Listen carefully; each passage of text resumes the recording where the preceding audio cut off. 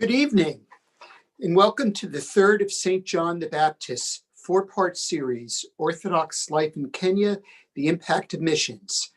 I'm your moderator, Stephen Georges. Tonight's segment, Education and Liturgical Needs, will feature three guests who I had the great pleasure and blessing to serve with on a mission trip in 2017 to Nairobi, where I went with my daughter, Elena, as youth, and all of us were youth mentors at the St. Clement School in Nairobi. We'll be joined by my very good friends, Ted and Eleni Karamatskos, from their home in Chicago. Collectively, they've served on numerous mission trips, first in the Congo and Guatemala, but most often in Kenya, a nation whose people have grown most dear to their hearts. Born in Greece, Ted is an electrician by trade, but more generally a talented builder and mentor who has generously volunteered his many skills in many ways to help the Orthodox people of Kenya to become more self-sufficient as they grow in their Orthodox faith. Eleni is a retired elementary school teacher who has brought her teaching skills, especially to the children of Kenya at the St. Clement School. And we're planning to return to Kenya to visit again with Virginia Gathoni, the principal and lead teacher of the St. Clement School. Very sadly, we received the sad news this week. The headmaster of the St. Clement School, Juvenalis Ratimo, who Virginia worked with for over 10 years, passed away. He was buried today in his village in Kenya, and Virginia traveled to his village to pay her respects. So I would like ask everyone to pray with us for Juvenalis, and may his memory be eternal. So, Eleni, could you tell me about some of your fondest memories of Kenya?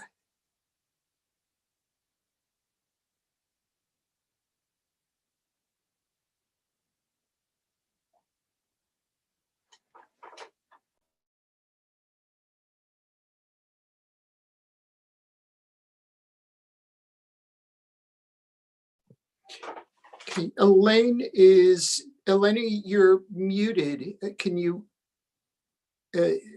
apologize for the technical glitch, everyone? Okay. There you are. All right. Eleni, it's great to see you again. Good to see you too. Welcome. Stephen. Thank you. Thank you for the kind introduction. I'm going to shift over now, right? Yes. Okay.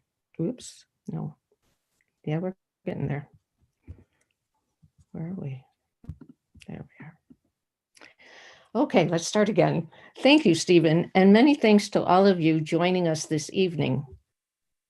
Tonight, I'm going to share with you many of my fondest memories of my three missions in Kenya. Next. I have titled my presentation, Faith, Hope, and Love, because that was what was continually appearing in each visit to Nairobi. I am going to start with the very first day we were with His Eminence Archbishop Makarios. We were all together eating dinner when he told us to be ready early in the morning as we would witness a great celebration. He did not fill us in with many details, but as we approached St. Eleftherios Church, we could see many people assembling for what looked like some kind of procession or parade. Next. We saw many priests, altar boys, and even a band. We were instructed to walk with the procession to the church. The church and the church grounds were full. There was excitement and electricity in the air. We entered the church and waited for His Eminence Makarios to enter. Next. He entered the church with two other bishops, the late Bishop Athanasios Akunda and Bishop Neophytos. The divine liturgy was magical. After the start of the service, the choir was singing. They sang in three languages, Swahili, English, and Greek. It was heavenly and very spirited. Much to our surprise, at the time of communion of the Eucharist, the choir not only sang, but started to dance. The joy of receiving the Eucharist was amazing. It reminded me of my first mission to Guatemala, where there were mariachi bands playing during the offering of the Eucharist.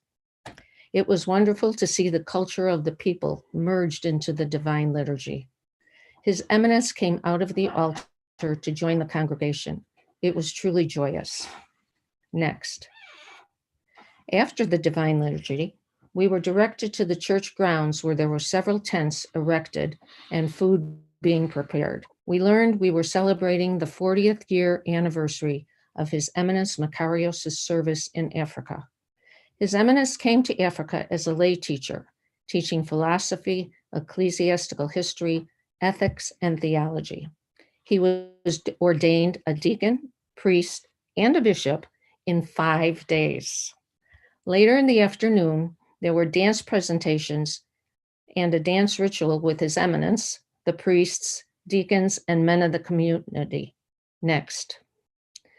He was seated in the center of the area where he was elevated to honorary chief elder of the Kikuyu tribe, the largest tribe in Kenya. It was amazing.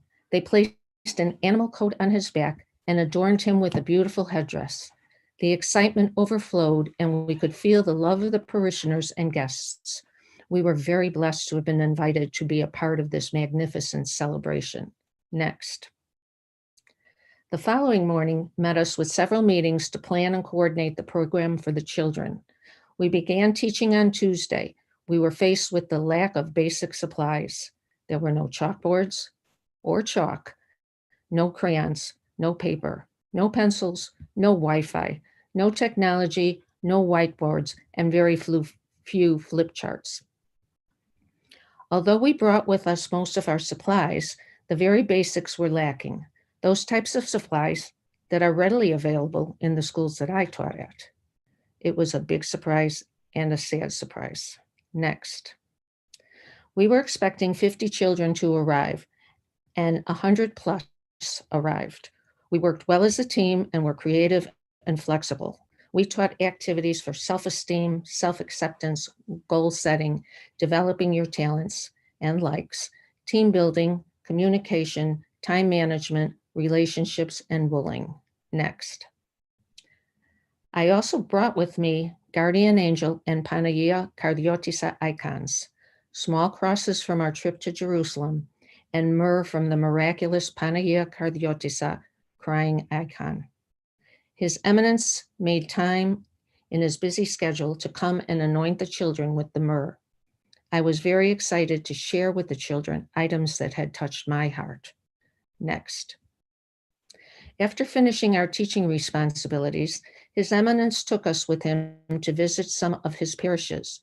We call this the Bishop Safari.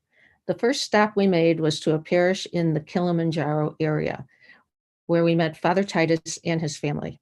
Father Titus has 4 children and 30 orphans that live with him. We were greeted by the children singing to us. What a delight. Father Titus found many of the orphans as babies at the garbage dump. Others were just left on his property. The parents were not able to provide for their children and felt that being with Father Titus would be a better solution for their children. A very, very sad situation. The burden of this responsibility weighed heavily on Father Titus's shoulders. He doubted himself as to whether he was able to do what was needed by these children, and whether he needed to resign as a priest. At one point, he was in a state of not having enough money to buy food for these children. So he went to Mount Kilimanjaro and was hired for 3 days by climbers to carry up and down the mountain their gear on his back. Mount Kilimanjaro is 5,895 meters high. He prayed for reassurance from God that he was where God wanted him to be. He didn't give up. He felt this is where God meant him to be, so he continued his priesthood. Next. From there, he has built a beautiful church for the community.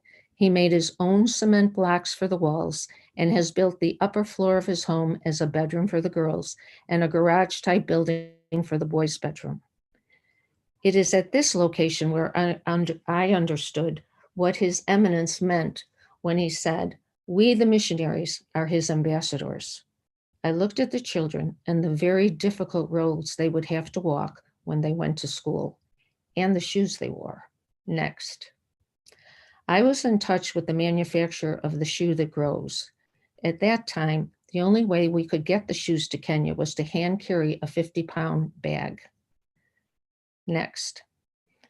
Before we were scheduled to leave on our second mission trip, I called the manufacturer to see if there were any changes with transportation options of the shoes.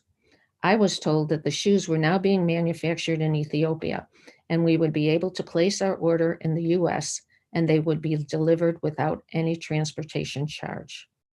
What a blessing. The Holy Spirit was truly on our side. Next.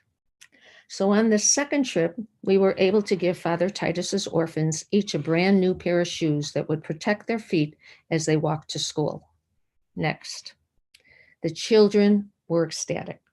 They would be starting the new school with new shoes. New school year, sorry, with new shoes. Next. Our third trip to Kenya, we provided 565 pairs of shoes to the children of Kenya. They are now being manufactured in Mombasa, Kenya. So once again, no delivery charge. Next. The 350 children of St. Clement Primary School each got a new pair of shoes, and His Eminence distributed the remaining shoes as he would visit some of his parishes. On our home parish of Holy Apostles, Westchester, Illinois, was generous to raise funds for these shoes. Next. When we left Kilimanjaro, we were en route to visit the Maasai. There were torrential rainstorms that destroyed the roads and only allowed us to meet them partway. The Maasai face many challenges.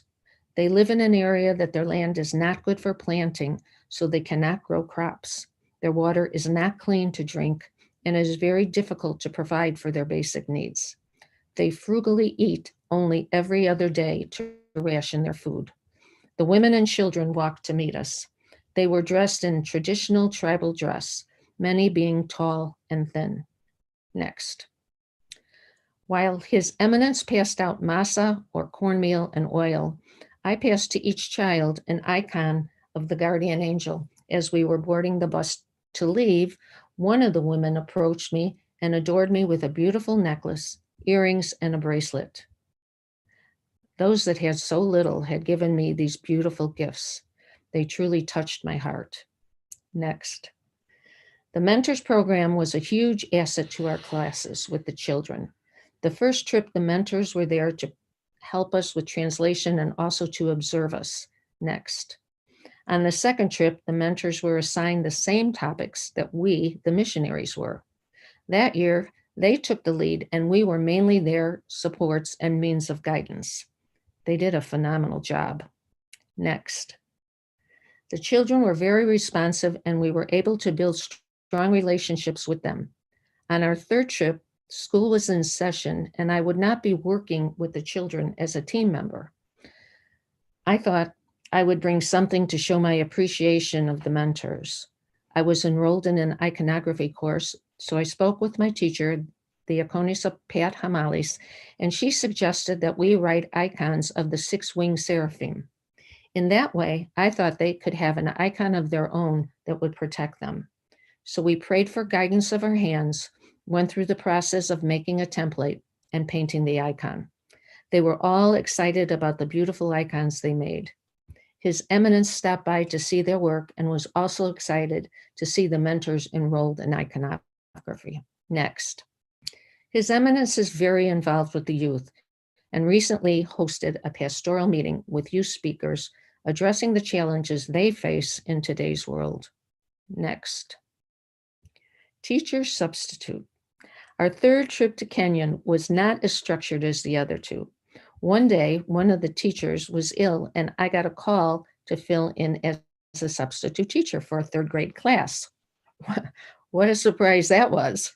No preparation, minimal materials, no class list, no time schedule, and a class of 30 to 33 very active third graders in a very small classroom. I was totally unnerved. So I dug into my teacher bag of tricks, and we worked on a unit about kitchen gardens. I worked with them on addition and carrying over. Next. We also sang, danced, went out into the yard, and played games. It was probably one of my favorite experiences looking back, but quite a challenge while it was a situation in action. Next. I was very blessed to meet Theodoros, also called Samson. Samson works as a maintenance man for the diocese. He organizes the children in an after-school sports program. But what touched me most was that this man, who owns a small hotel, on the weekends provides food for the children in the surrounding area. Next. Monday to Friday, the children receive food at school for breakfast and lunch. But on the weekends, Samson, out of his own pocket, buys and prepares food for 300 plus children. Next. He has 2 to 3 women who make huge pots of beans and rice. His Eminence and Ted and I were invited to serve the food to the children. Next. What a joy to see those hungry, smiling faces being fed. Unfortunately, COVID-19 shut down his wonderful service to the community. As of last communication, it is still shut down. Next. I love to cook. So when I was invited to work in the kitchen to work with Andrew, I jumped at the opportunity. His Eminence, with his Cypriot heritage, is very familiar with Greek food. So I brought with me tarama, which are fish eggs, phyllo, and few other items. Andrew and I combined our knowledge and experiences and created some new items along with the familiar ones. We planned and shopped and not only created good food, but a great relationship. I was surprised how much the priests enjoyed the tarama. They would come into the kitchen and put it on their toast for breakfast. Next. Archbishop Makarios took us to many celebrations, weddings, funerals, baptisms, blessings of the 5 loaves, house, car, motorcycle, and even washing machine blessings, as well as birthday parties. Next. We visited all sizes of churches, from the original Orthodox church to some in the process of being built to beautiful cathedrals. Next. Wherever we went with him, you could feel the love and respect. It warmed our hearts how the priests, seminarians, and the lay people love and respect him. Next. His Eminence Archbishop Andreas Tilidis. There are no words to describe him, but I'll try. Warm, caring, intelligent, understanding, active, a very holy person. I would be remiss if I didn't share with you how he has impacted my life. His demeanor, his love and respect of his flock, his holiness, his humbleness, his many talents, his energy, his love of Christ, and how over 42 years he has given his life to Christ. He has shared his knowledge with many seminarians. He oversees 450 plus churches and still has time for the parishioners and their families. He's there for all. He helps those that are sick and those that are facing difficult situations. Next. He serves at funerals, weddings, ordinations, graduations, baptisms, birthdays, and more. He is a Christian role model. I write to him, talk to him, or think of his example when I am struggling or facing challenges. Next. One of my favorite things was at the end of the day, we would gather in his living room and have time for discussion. Or he would play the piano, sing hymns, or we would debrief the activities of the day. Next. He is a support for the priests, the seminarians, the teachers, the students, the people that are struggling or sick, and for the missionaries when they are serving and after they leave. Next. His door is always open. He is an amazing human being, and we have been very blessed to have him as a spiritual father and a friend. Next. I have never met anyone like him. His being is an example of a true Orthodox Christian. He has truly touched my heart and soul. God willing, we hope to return to Kenya again and once again be in his presence. In all 4 missions I have served, I went to give and instead have received. Whatever the language of the divine liturgy is celebrated in, it is exactly the same. We all are brothers and sisters in Christ. We are truly a part of the family of Orthodox Christians who have given our lives to Christ, and because of that, there is nothing to fear if our trust is in the Lord. Next. I would sincerely like to thank His Eminence, next, his team, Virginia, and OCMC for making these missions possible for my husband and I. We both feel so blessed to have met such wonderful people in Kenya and Guatemala and have been able to create long-term relationships with them. Thank you so much, and our sincere love to all of you. I would now like to ask Virginia to tell us a little bit more about how she manages the many challenges she faces daily. Thank you. Thank you, Eleni, and thank you, Steve, for your introduction. My name is Virginia. Today I'm not coming from Nairobi. I'm coming through Kisii County after we have come to bury our head teacher whom we lost last week. It is very sad. We are here in this county from our place of work as a group, and we are waiting to bury him in 2 hours. In your prayers, in your prayers, and the wife and the children he has left. Daniel, can you share for me the screen as we pray for the soul of Mr. Juvinaris Ratemo? Okay, today I'm going to talk about the education and spiritual needs in St. Clement and the community that I've been working with. And I'm going to start with spiritual development. Next. Oh, this is on your left, sorry. But 1 minute, okay. Our head teacher is the one on far left, whom I have worked with him for 15 years in St. Clement. He has been our father, our teacher, our model, a very humble man, as he has copied from His Eminence. He has left a big gap to the parents, to the teachers, and to the community. May his soul rest in peace. In spiritual development, as I'm going to talk about, the first step of spiritual growth is the practice of doing things. Practice of our faith, fear of God, patience, hope, and love. Next. His Eminence has been our role model, our teacher, our mentor, and our spiritual father. He is very humble, and he has been reaching to the children up to their level, encouraging them that the challenges that they face cannot hinder them from succeeding in life. Thanks. Next.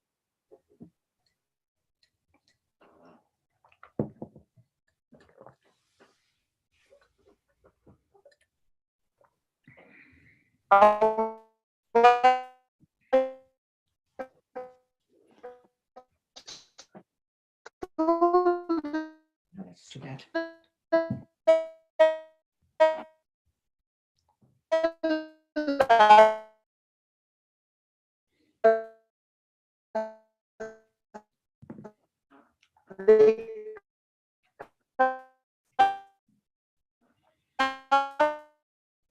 To school, we normally admit children from the community, only Orthodox, but from all denominations. We share love, and we teach, and most parents request, and every year we normally have children participating in the parents also joining the other, all children, whether they participate in the service, as we continue learning about our faith.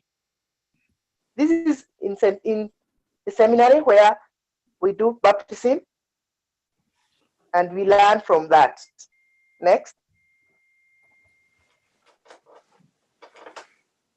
Next, please.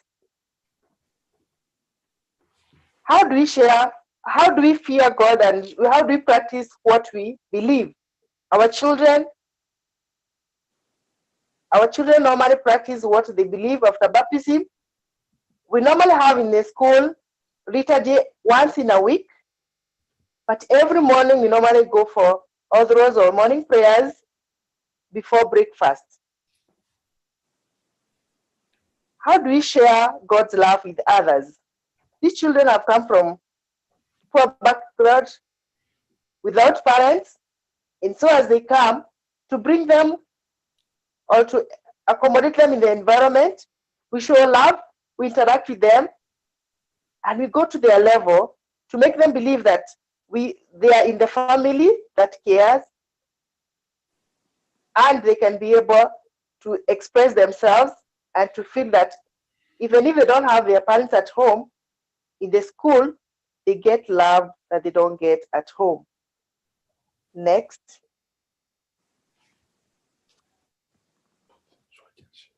Next, please. Our school don't have all the materials that are required in the learning, and we do encourage our children to use the locally available materials. What do you want? We normally take them even to the field to collect the materials that are there that are not costing anything. Like this one, they are collecting grass and they are making brooms. And as they make, we also encourage them to develop the social interaction because they share and they share ideas and they take turns in the work that they do. And as they get the product, they feel happy and they understand that you can get something out of nothing, because as they were coming to the field, they didn't have the broom, but when they're coming back to school, they're coming with the brooms. So we encourage them to use the locally available materials. Sometimes they want to go to the field. Next. Sometimes they want to go to the field and we don't have enough balls. We give them freedom and they normally make their own balls.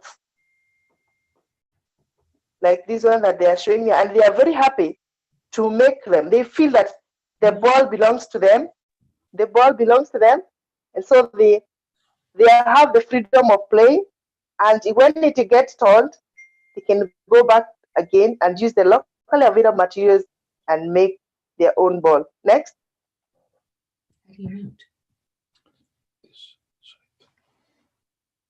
Next. What's that? No. It's your phone. Next. It's muted. It's turned off. Uh-huh. This is one of our star. Yeah. One step backward, please. Are we patient when we pray? This boy had been a star in our school, but when he joined us, he was 3 years and had problem with the eye-hand coordination. But through praying, we were patient with him, and at the age of 12, he was able to transfer notes from the chalkboard to the book, which was a challenge, and that one made him to work more harder and performed well in the national exam. And in 2017, the team that came from Orthodox Christian Mission Center, Steve brought with him this guitar, which made him to be very happy, and we appreciate the efforts of our mission volunteer, Steve, who had come with the daughter, because he has encouraged many that we have from 2017, we had children interested in music club, and after getting a music teacher, our children have performed well up to the national level, and they qualified and got good grades. And they are now, it was just because of COVID-19, they had started to practice music, and the music they're doing is with accompaniments, instrument accompaniment.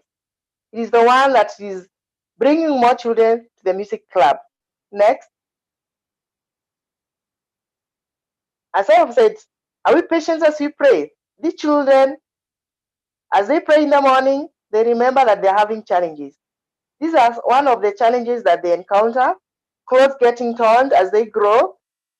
But without God, even as the clothes are torn like that, with the hope that they can afford a smile, that you cannot even see the clothes, you can see the smile, which motivates us and also encourages us as we teach them and we help them to be patient. His Eminence, through donations, he has been providing to them uniform. Next. He has been providing to them uniform that make them feel comfortable and continue keeping the smile brightening every day. And that one also make them they bring the equality that helps them to respect one another and to live as a family. Next. There are many challenges we face in our daily lives and serving God. In each of these, there's a lesson that God wants us to learn and an opportunity that He wants us to seize. This may make a big difference in our lives and in lives of others. Next.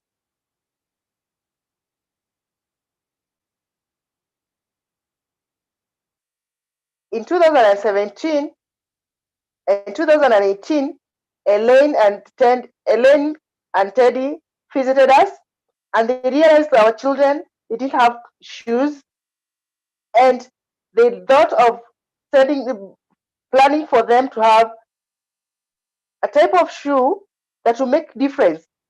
And she brought last year 2019 shoes that grow, and this one bring changes in our school.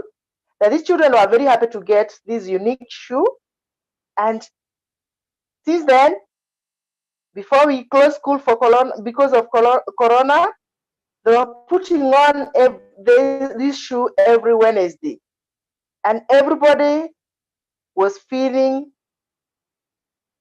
exceptional and unique because of this unique shoe. We thank you, Eleni and Teddy, for your contribution to the school and the smile you brought to these children.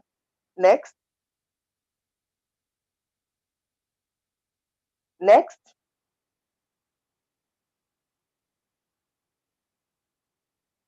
Our church has been uplifting many souls in the baptism as one of the sacraments, and in some rural areas they don't have the baptism fonts and they normally go to the river, but we've got Teddy who came and realized that he has a role to play in this spiritual development.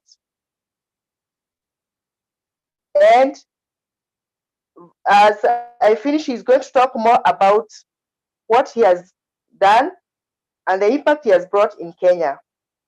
And before I welcome him, I'm glad to say that since 2017, Orthodox Christian Mission Center has supported the St. Clement in many ways. When they came the first time, they realized we didn't have materials, especially lighting materials. And they brought with them a lot of materials that encouraged our children and is in our work as teachers. They brought also craft work that has also helped the children to develop their talent, and we are able to see their potential. They have given us more ideas as teachers, and we have been working together every time that we are in need. Not only that, we have been praying for one another in times of need. I thank you all for your contribution, and I pray God that He's going to open doors for more other mission volunteers to visit Kenya to extend God's love. Teddy, welcome and tell us more about your work in Kenya, especially on baptism fonts and the icons. Welcome, Teddy. Karibu sana. Wait. Thank you, Virginia, for giving me this opportunity to speak about this subject. And thank you to everyone. My name is Theodoros Karamatskos. I'm from Greece, and I have lived 33 years in the US. I'm a member of OCMC Chicago team for 15 years because of my two friends, Mike Hamalis and Dr. Kinas. 9 years ago, I had a desire to venerate at the Holy Mountain. There, I had the blessing from God to meet Archbishop of Congo Kinshasa, Theodoros. We spent an hour and a half together. What a blessing. After I came back from Greece, I called him to thank him for his time. Next. Oops.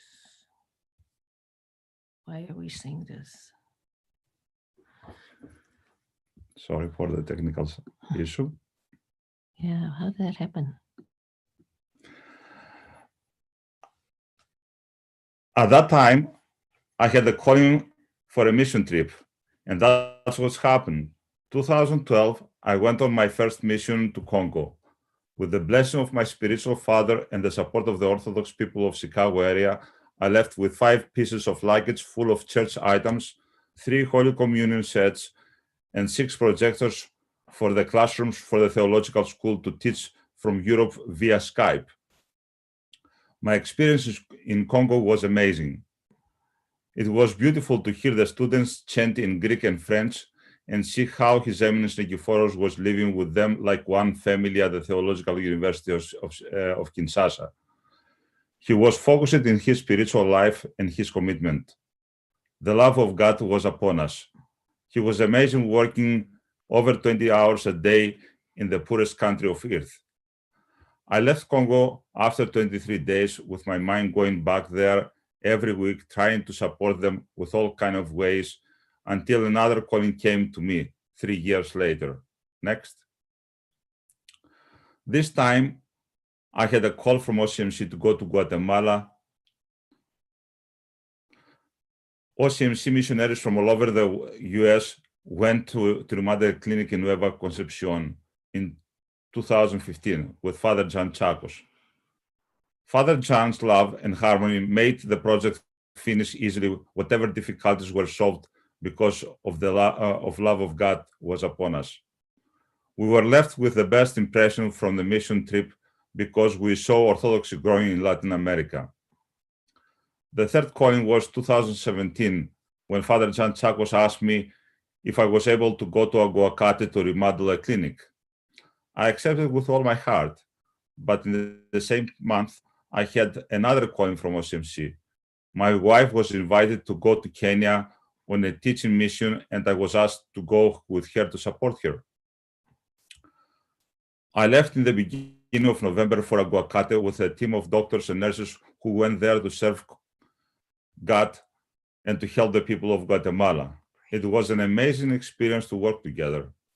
We had 1 week to complete our projects. My project was in construction, working with local people to remodel the clinic. We finished the job with great results. Next. We also brought needed church supplies by bringing 3 Holy Communion sets, vestments, and all kinds of items for the altar. It was lovely working with Mayan people, which are humble and hardworking people filled with love and respect. Next. As soon as I arrived in Chicago, I packed and prepared for our first mission trip to Kenya. The welcome from the Kenyans and Archbishop Makarios was warm and lovely. His Eminence, with his love and his warm hospitality, made us feel comfortable like we knew each other for years. Eleni, being a teacher, came to contact with Virginia, the principal, to work with her and the children. I was trying to find out in this new environment, how I could be useful, people friendly and helpful. The students during the Divine Liturgy were chanting in English, Greek, and Swahili, and they love it. You could see in their faces. His Eminence Makarios took us on a tour, which in the reality means mission from church to church. There we saw the people loved His Eminence Makarios and how they were excited to see him. Next. He brought us all the way to Kilimanjaro mountain, where we met Father Tito with Papadia, his daughters, and the orphans. Father Tito is a priest, a teacher, and in charge of the orphanage, supporting over 30 orphans, and also has another organization for children with special needs. Next. He was building a church for one of his 4 parishes, St. John Chrysostom. When I said to him, there are ways to make the cement blocks by yourself, he said to me, I did do them by myself, all of them. I was really impressed how one man, somewhere in nowhere, with no car, did so many things. Next. We saw everywhere we went love and humbleness, and each church looked like a family. During this 15 days trip, I had the opportunity to train some of the priests how to do some agricultural work and how to build up walls. Next. When we were traveling with His Eminence Makarios in a 4x4 pickup truck, I saw he was building many churches, inspecting them and giving instructions with peace and kind way as a spiritual leader. In every church we visited, the people were friendly and generous. It didn't matter if they were poor. They gave us great hospitality.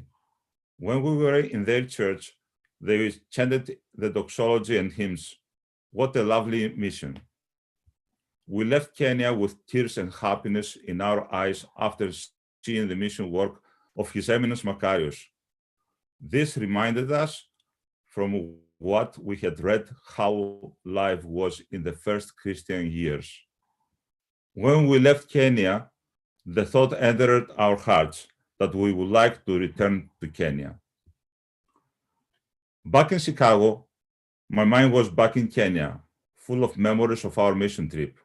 Ideas came to my mind every week, every month, of how we can support the mission in Kenya. Next. First was to build up baptismal fonts and icons, and later chicken coops and agricultural. The year passed quickly, and there we were back in Kenya bringing 14 icons, vestments for the priests, books, and other church items. His Eminence Makarios was so happy to see us. I informed him about the baptismal fonts and the icons. He was so excited to see Orthodoxy growing with the baptismal fonts. He first informed me to build a font for St. Stephen. I was so happy because one of the donors' donation was for the baptismal font, and his name is Stephen. When we finished the baptismal font at St. Stephen, Father Athanasius was happy to see the results. Next. I then left to Kilimanjaro mountain to build another baptismal font, to install 6 icons, to build a chicken coop, and to bring clothes to the orphans. When I arrived there, Father Tito and Papadia was so happy to see me. We started to build the baptismal font, and there I realized the difficulties. Materials, tools, finding technicians, bringing materials to church, and giving instructions to technicians for the concrete, and how it was done wasn't easy. Next. But the results were wonderful. In my free time, I was installing the icons, and at the end, I built a chicken coop. I was also training the orphans how to do the agricultural work and other useful things for the animals. After finished the work with Father Tito at St. John Chrysostom, I was happy with all the fantastic work that was done, with all the help from the locals, and that they were pleased with all the donations to the children they received, and also with all the presentations I was giving to them with the projectors at night about the life of Saint Catherine and the sacraments. Next. From there, I left to go to Father Philemon Parish, Saint Sophia, to install 8 icons and also to build the baptismal font at Saint Paraskevi. Staying at Father Philemon's house, it was an amazing experience. The house was built up with mud and dry grass, but his love and kindness, his lovely wife with his 3 children working together for the baptismal font, installing the icons and doing the presentation at night with a mini projector, teaching agriculture and enjoying the divine liturgy was nice experience with these humble people full of respect, love and generosity, and most of it, faith. We left from Nairobi back to Chicago with our lovely memories in Kenya and with His Eminence Macarius happy because the project was finished. When we came back, I was communicating with him to see how I can be more helpful to him. And one day he informed me about the needs of 13 churches, 78 total, plus 2 of St. Macarius Church in our Archdiocese for more baptismal fonts. I was so excited. This time, the support from Orthodox churches and monasteries of Chicago area was really strong. His Eminence Nathaniel, priests and believers brought all kinds of church items. We received 8 Holy Communion sets, 4 censers, thymiama, vestments, and clothes for the altar boys, books, items for the Holy Table, and many more. We were so excited about this trip. We left from Chicago on the 14th of February with 8 pieces of luggage and 2 carry-on. What a blessing. Next. When we arrived in Nairobi last February, His Eminence Macarius was in heaven when we opened the luggage and he saw what God had provided for his people. Next. Next day, Sunday, after the celebration of the youth, I started to organize the project for the 6 baptismal fonts and the installation of 80 icons. Going to the market to buy materials for the 2 projects is not like you going to Home Depot or Menards. Each kiosk sold specific items and you could never get everything needed at the same store. It was an interesting adventure. Next. Through these experiences, Father Neophytos and I became good friends. Even with all kinds of obstacles, we started the projects in the morning with the construction of the baptismal fonts, and in the evening, I worked with the icons. Coordinating each project and giving instructions to the technicians to bring results was challenging. We were not always on the same page. In 5 weeks, one baptismal font after the other was finished, and at the same time, the installation of the icons was complete. Next. One night, when I was installing the icon of St. John the Baptist, I saw the icon of St. John the Baptist was smiling at me. I thought it was an illusion. And I closed and I opened my eyes, and I saw he continued smiling at me. At that time, I asked Spiros, "Did you see this?" And he said to me, "Yes, I did see it, and I still can see it." I can't describe how I felt and how Spiros also felt at that time. We will continue working with icons with love and care because it was a huge blessing for us to see this miracle. I informed His Eminence Macarius about this miracle, and he said, "These things happen, my child." Next. We continue the work with the baptismal fonts and the icons also, and on the same day, I was giving agricultural instructions to the priests how to plant vegetables and fruit trees, so in this way they will have whatever they need to eat. The 6 baptismal fonts were finished with success, and also the 80 icons were also ready to go to each church. St. John the Baptist appeared smiling another 2 times and then stopped. Next. With His Eminence Macarius inspected the baptismal fonts and gave us his blessing, we left with our hearts full of love and happiness. Next. Notice, if you ever go to mission trip in Africa or Latin America, it's better to bring your tools, any screws which you may need purchased here. A portable drill you can buy there, but you will need Phillips tips or start tips or all kind of tips for your drill with a driver, because it's not easy to find them there. Be ready before you leave, but most of it, pray, and God is going to be with you. To go to a mission means to go to a holy mission. This means you are investing in heaven. Go. Don't be afraid, because the love of God is upon you.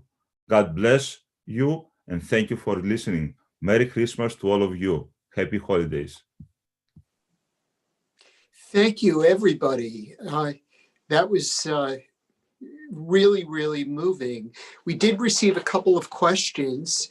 Virginia, if you're still there, one that came across is, how has COVID-19 been affecting the children at St. Clement's and the school? Okay, we have had some technical difficulties. If we can get Virginia back, we will do that. Eleni, a question for you.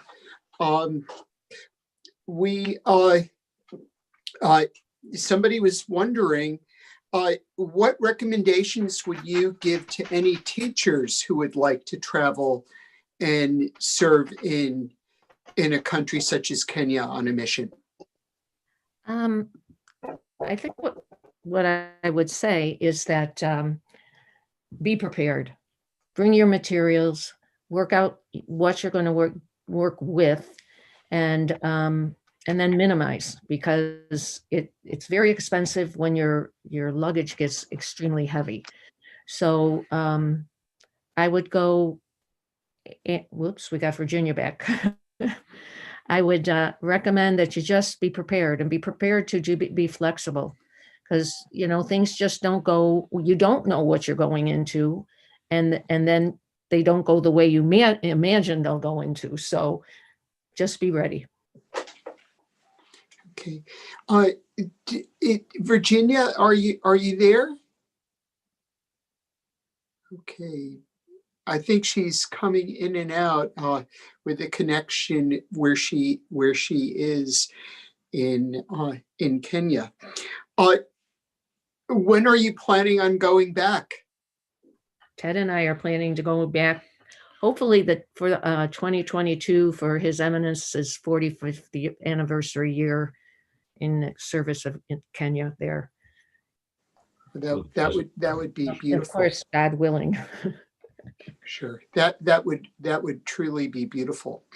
I also want to thank everybody at OCMC. They've been the people that have really put together these mission trips that have brought us together.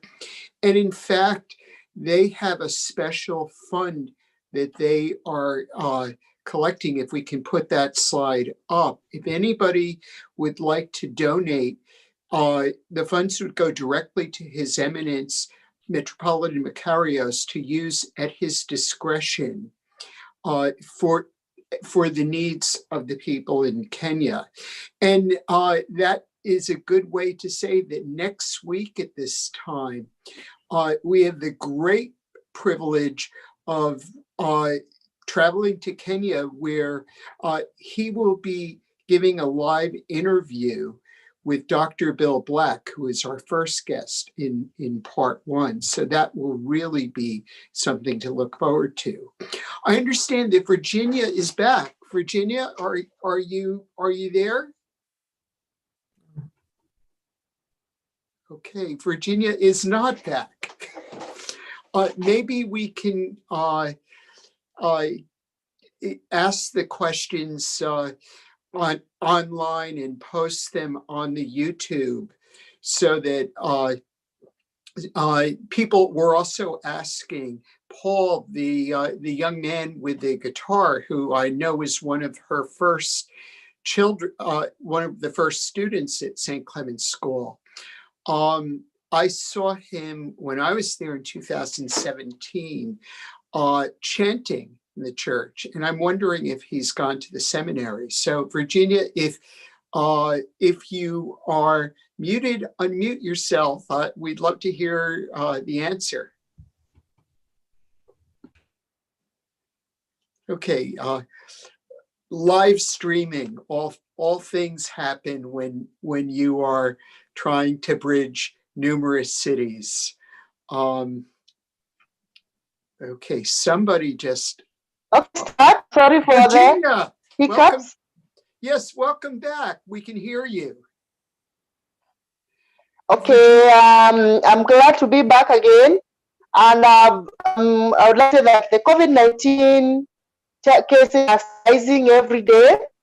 And we are worried because we might not be able to open school in January if it continues that. But our prayer is that it's going to go down a little bit so that we can open by the other classes. We have one classes back to school, one grade 4 and grade 8. But we are looking forward to next year. Talking about Paul, if he has gone to the seminary, he has not been able to go to the seminary, but we students who had been in first group in seminary in St. Clement, who is learning in the seminary and is in the second year, is a second year student. We have one student from St. Clement who has gone to the seminary, and he was among the first group that's graduated in St. Clement 2011. We are glad that one who is following the step of what he learned, who is practicing what he did after learning.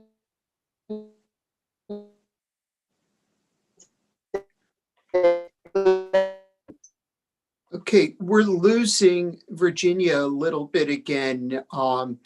Again, she is coming to us tonight, not from Nairobi, but from the village where very sadly the headmaster of St. Clement's was buried today. But I can tell from what she said that Paul is in seminary, and a number of the other graduated students who were there from children from their early childhood have moved on. So seeds have been planted that whether there is a pandemic, they carry on through the grace of God. So that is really beautiful. I don't know how we're doing on time. Ted and Eleni, it is always great to see you. And yeah, and when I see your presentation, which was so moving, I want to go back. Yeah, isn't it amazing how those pictures just touch your heart again, and you're like, get me my plane ticket now. Right. Nobody's traveling anywhere, but I hope that this series that our friends at St. John the Baptist in Oregon have put together have let people travel and decide to travel in the future to serve. Because it really is a gift that everybody should try to do at least once in their life. So I want to thank everybody. Can I interrupt just for a second?